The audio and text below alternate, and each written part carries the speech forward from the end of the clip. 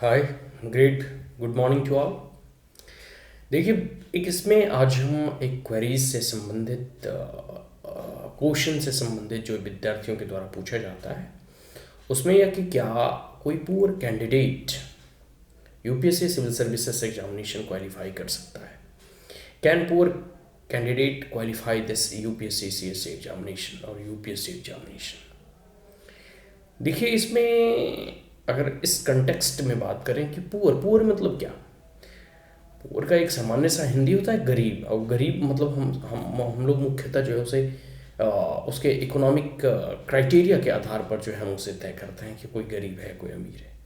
ये सामान्य स्तर पर जो है आप विद्यार्थी या फिर कोई भी व्यक्ति को हम कह सकते हैं कि अगर उसके पास अथाह और अचूक संपत्ति नहीं है, वो अथाह और अचूक संपत्ति का मालिक नहीं है, उसके पिताजी या उसका फैमिली बैकग्राउंड उतना धनी और धनिष्ठ परिवार से बिलोंग नहीं करता है, हम लोग कह सकते हैं कि इकोनॉमिकली और financially they belong from a below poverty line या फिर पुअर फैमिली। एक तो पुअर ये हुआ। दूसरा पुअर कहने का मतलब है कि उसका एजुकेशनल अब तक का स्तर क्या है। कई बार देखोगे आप अपने जीवन में या फिर अपने क्लास में पढ़ते होगे तो मैम वगैरह आप जब कोई राइटिंग लिख कर दिखाते होगे या पढ़कर कुछ सुनाते होगे या कुछ आंसर राइटिंग करते होगे तो आपके कॉपी में मैम या सर जो है रिमार्क करते होंगे कि वेरी पुअर हैंड राइटिंग। तो जब वो लिख रहे होते हैं कि वेरी पुअर हैंड राइटिंग, मतलब वो आपके हैंड राइटिंग के ऊपर वो कमेंट कर रहे हैं, रिमार्क दे रहे हैं कि आपकी जो ये लिखनी आपकी जो लिखी गई है वो एक प्रकार से सुंदर नहीं लिखा गया, वो पुअर इन नेचर है, मतलब वो अच्छे से स्पष्ट दिखाई नहीं दे रहा है या फिर वो जैसा लिखा होना चाहिए या लिखा जाना चाहिए वैसा नहीं मतलब उसमें लिखा गया है, तो वहाँ पे वो पुअर है, वहाँ कहा जा रहा है। तो पुअर का एक अपना अलग सेंस होता है यहाँ पे कि आपकी जो परफॉर्मेंस है वो वीक है as compare to other student. और एक तो पुअर हमने देखा कि दे आर इकोनॉमिकली और फाइनेंशियली वीक।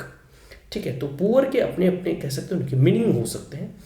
तो मैं इस नज़रिए से समझता हूँ कि अगर कोई फाइनेंशियली वीक है तो they can crack this examination, but if any aspirants in UPSC CSC aspirants और एनी कैंडिडेट अगर वो एजुकेशनली पुअर है तो I am sorry to say that they are unable to crack it. तो financially जो big हैं, जो poor family से बिलोंग करते हैं, फिनेंशियली इकोनॉमिकली आर्थिक रूप से जो कमजोर वर्ग के छात्र हैं वो इस एग्जामिनेशन को क्रैक कर सकते हैं, उनके लिए इनमें कोई बाध्यता है नहीं। यूपीएससी आपको कहीं नहीं कहती है कि आप मुखर्जी नगर या करोल बाग में आकर जो है आप 2-2 लाख जो है ट्यूशन फी पे करें, आप कोचिंग ज्वाइन करें, इसमें उसकी कोई रिक्वायरमेंट नहीं है। और अगर आप फॉर्म फिलिंग की बात करो तो मात्र 100 रुपीज़ फॉर्म लगते हैं, और वो भी SST या फिर कह सकते हो कि महिलाओं को उसमें छूट मिलता है कुछ। तो कहने का मोर और लेस मेरा ये मतलब है कि अगर कोई इकोनॉमिकली वीक है तो 100 रुपये का फॉर्म लगते हैं। अगर बुक्स वगैरह खरीदने हो तो अधिक इसमें बुक भी आपको PhD नहीं करना होता है, कुछ आपको प्रीलिम से संबंधित बुक हैं वही आपको मेंस में भी हेल्प करेंगे, और कुछ ऑप्शनल के बुक्स आपको परचेज करने होंगे। और हाँ, अगर एक बात है कि अगर आप दिल्ली करोल बाग या मुखर्जी नगर या कहीं भी पटना प्रयागराज या कहीं भी ऐसा मतलब एक होता है ना कि जहाँ कहा जाता है कि कोचिंग इंस्टीट्यूट का हब है, वहाँ अगर आप आकर प्रिपेयर करते हैं या कोचिंग ज्वाइन करते हैं तो आपको एक फिनेंशियली जो है एक प्रकार से आपकी बैकअप होना चाहिए। आपको वहाँ जो है कोचिंग फी तो जमा करना ही होगा, इसके साथ साथ आपको जो है रहने सहने का खर्च जो है रूम रेंट वगैरह हो गया, PG वगैरह लोगे तो 9,000 12,000 जिस प्रकार से आप रहोगे, फिर भी मतलब एक अप्रॉक्सीमेट 10,000 पर मंथ एक मिनिमम बता रहा हूँ। अगर और अधिक लगेगा तो फिर मतलब आप देख लो, मतलब जिस प्रकार से आप सस्टेन कर सकते हो। बट वहाँ जो है आपको बहुत अधिक जो है पैसों की ज़रूरत पड़ सकती है। ये कह सकते हैं ना कि एक प्रकार से हार्श रियलिटी है कि आप कोई भी अगर मेट्रोपॉलिटन सिटी वगैरह में रखोगे तो रहने सहने का भी खर्च होता है अपार्ट फ्रॉम योर एजुकेशनल फी और ट्यूशन फी। तो ये तो चीज़ है, लेकिन यूपीएससी कहीं भी ऐसा नहीं कहती कि आपको कोचिंग ज्वाइन करना ही है। आपको यूपीएससी सिलेबस प्रोवाइड कराती है, आप उस सिलेबस के अकॉर्डिंग जो है बुक परचेज करें, आप घर में भी प्रिपेयर कर सकते हैं। एक कह सकते हो ना कि बहुत ही अच्छा एग्जाम्पल अनु भोकर मैम का, जो जिन्होंने सेकेंड टॉपर रही है यूपीएससी CSC में, और वो गाँव से ही प्रिपेयर की थी, कुछ बुक्स खरीदी, ऑनलाइन अभी मटेरियल बहुत ईजिली अवेलेबल है, नेट बहुत सस्ता है।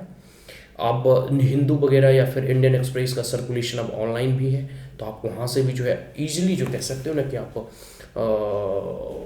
न्यूज़पेपर वगैरह आर्टिकल वगैरह भी पढ़ सकते हो। कई कोचिंग इंस्टीट्यूट के करंट अफेयर मटेरियल वगैरह भी ऑनलाइन अवेलेबल है।